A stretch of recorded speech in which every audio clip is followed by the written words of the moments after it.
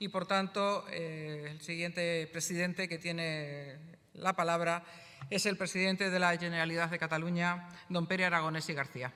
En un nuevo capítulo de la política española hemos visto a Pere Aragonés en el Senado, aunque haya sido de una manera bastante fugaz. El presidente de la Generalitat de Cataluña ha defendido sus exigencias, sobre la mesa la amnistía y otro clásico, el referéndum para la independencia. L'amnistia no és un punt i final, ha de ser el punt de partida. El punt de partida d'un camí que té un destí, que la ciutadania de Catalunya voti en un referèndum sobre el seu futur polític. En estas circunstancias, me pregunto si estamos más cerca o no de que se tengan que repetir las elecciones. Soy Javier Atard y hoy es viernes, es 20 de octubre. On totes les opcions siguin possibles si la ciutadania hi dona el suport de forma majoritària. El Mundo al Día, un podcast del Mundo. Aragonés ha pasado por el Senado porque se reunía la Comisión General de las Comunidades Autónomas a iniciativa del Partido Popular. El objetivo del debate era la aplicación de los principios de igualdad ante la ley de todos los españoles y de solidaridad entre autonomías.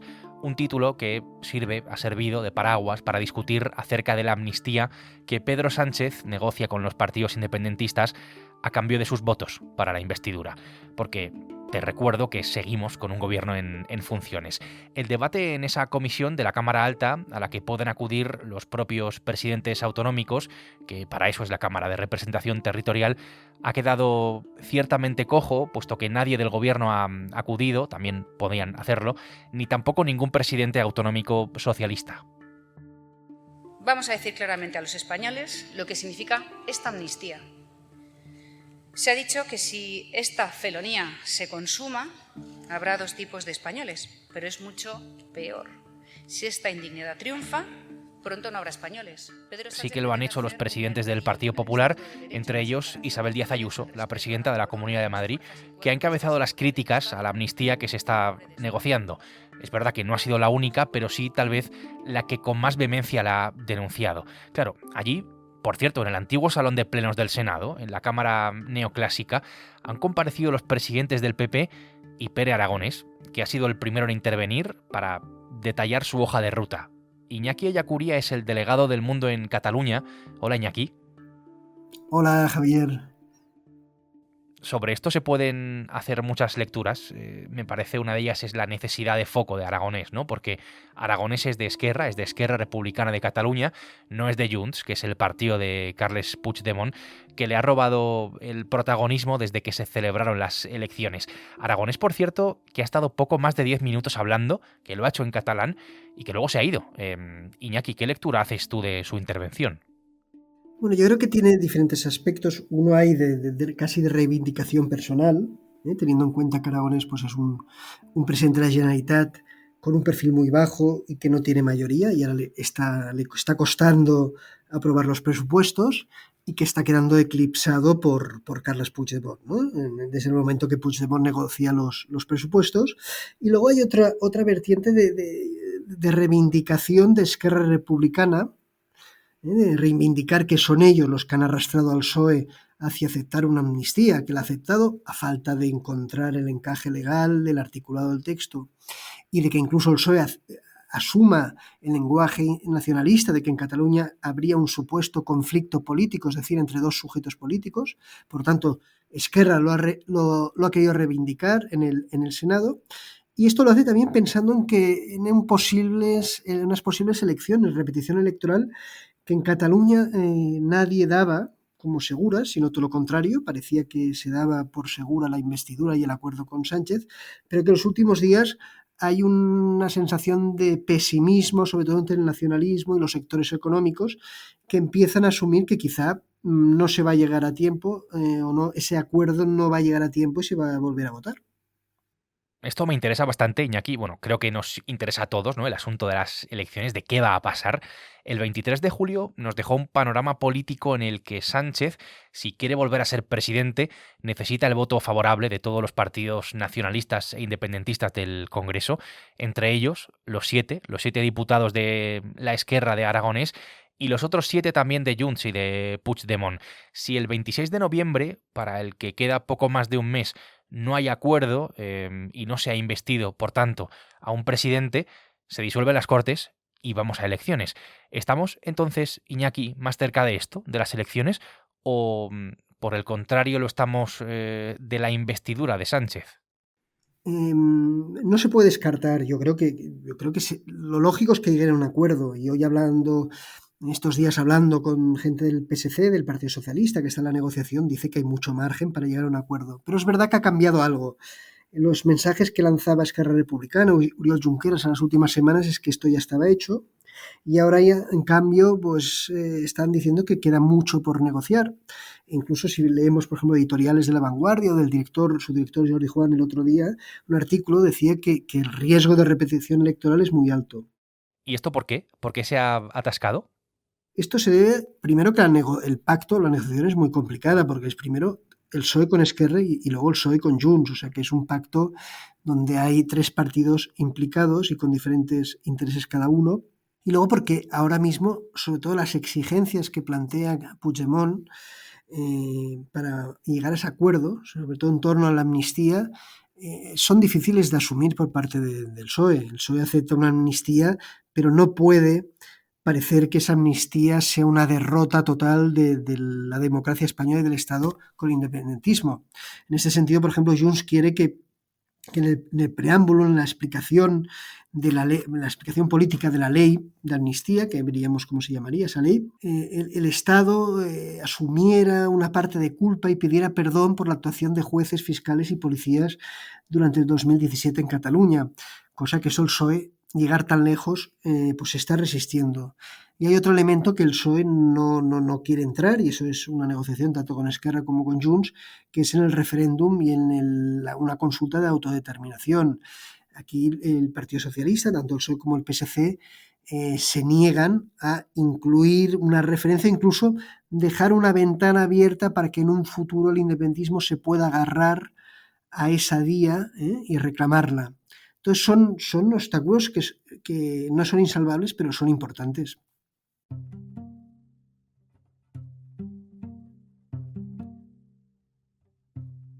Que es el momento de la política, que es el momento de la generosidad, que es el momento del compromiso y también del liderazgo que tengamos que ejercer cada uno en nuestros ámbitos. En las últimas semanas me estaba dando un poco la impresión de que había una especie de maniobra desde Moncloa y sus satélites que pasa un poco por, de alguna manera, negarse tajantemente al referéndum, decir que es imposible, que por ahí no, que eso nunca, y luego venir a aceptar la amnistía. Como que pareciera que lo grave, es decir, el referéndum, eso nunca, pero la amnistía, bueno, pues eso sí, ¿no? Como si no hubieran dicho en todo caso lo mismo, ¿no? De la amnistía hace bien poco. Bueno, es simplemente una percepción personal. En todo caso, Iñaki, por lo que hemos escuchado de Aragonés, que tampoco es ninguna sorpresa, porque tú lo has contado aquí también en otras ocasiones, pero el destino de este camino, que empieza por esa amnistía, pasa también por votar la independencia de Cataluña. Sí, Aragonés básicamente que defendió en el Senado la idea de un referéndum pactado. Hemos de pensar que Esquerra Republicana, sobre todo después de los indultos, Oriol Junqueras hace una carta, un documento público en el que reconoce que fue un fracaso la vía unilateral, asume que desde la unilateralidad nunca habrá la independencia de Cataluña y, por lo tanto, abre la vía del referéndum. Esto es un cambio radical en la estrategia de Esquerra, en la que ataba mucha de su suerte y la suerte del gobierno catalán a su pacto con Pedro Sánchez. Por lo tanto, lo que hacía Aragonés es recordar esto, que Esquerra ha renunciado a la independencia unilateral, pero nunca al referéndum de autodeterminación, porque si no se quedaría sin proyecto. Es verdad que es un referéndum pactado. Ellos abogan por la vía escocesa y a largo recorrido. Hace unas semanas Aragonés hablaba del 2027 como límite, por lo tanto deja mucho margen de negociación. Pero yo creo que es la reivindicación frente al PSOE, o el recordatorio frente al PSOE o al PSOE de que ese es su proyecto, y la reivindicación frente a Junts per Catalunya de que el referéndum, la recuperación del referéndum, sobre todo se pone en la agenda catalana después del proceso gracias a Esquerra Republicana. Y en ningún caso Esquerra ha renunciado. O sea, una cosa es que Sánchez y el PSOE diga que ha renunciado a la unilateralidad, que eso es entre comillas, pero el referéndum siempre es porque Esquerra nunca dejó de ser un partido independentista. Senyores i senyors, Catalunya votarà en un referèndum. N'estic convençut. Per voluntat, per perseverança, per democràcia.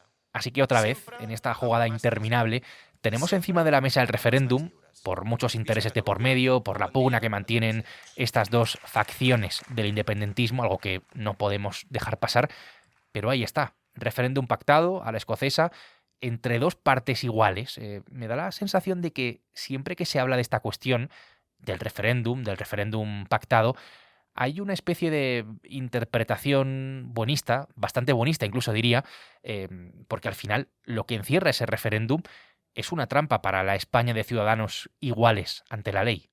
Sí, bueno, este en verdad siempre ha sido el objetivo del nacionalismo, incluso cuando empieza el proceso independentista, aunque luego deriva, ¿no? Y con los años pues pasa Artur Mas, Torres, derivan en el golpe y la declaración de la independencia.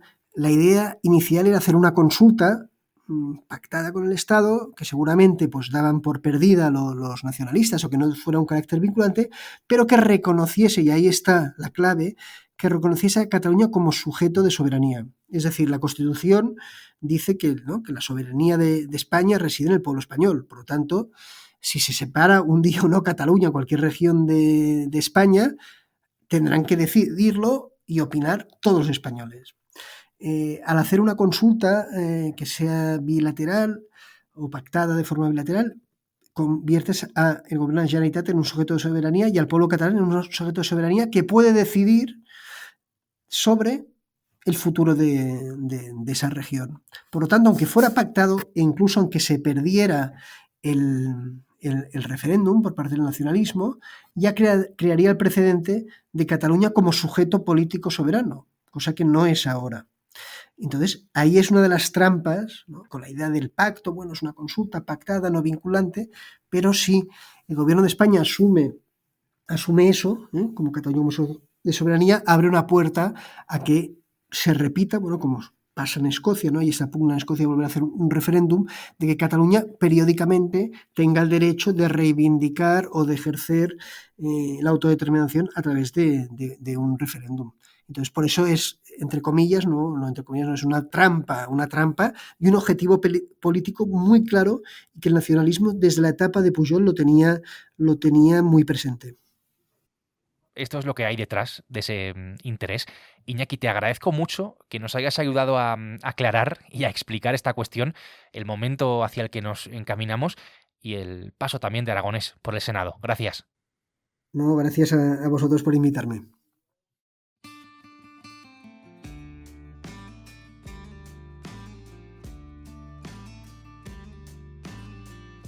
Iñaki Ellacuría, delegado del Mundo en Cataluña, ha hecho posible este episodio del Mundo al Día, un podcast que puedes escuchar todos los días en elmundo.es, en la web del Mundo, y en las principales plataformas de audio, donde además tienes la opción de suscribirte.